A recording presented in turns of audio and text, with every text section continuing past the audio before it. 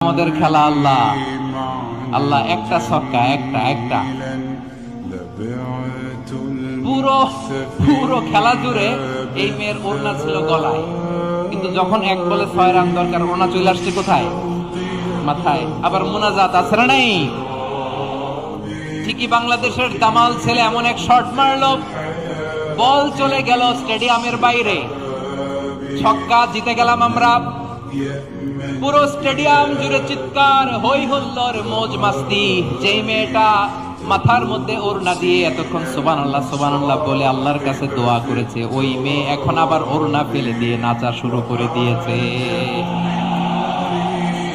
তাহলে আল্লাহর ভয়, আল্লাহর প্রতি আস্থা, বিশ্বাস, ভালোবাসা, এটা কি ক্ষণিকের জন্য?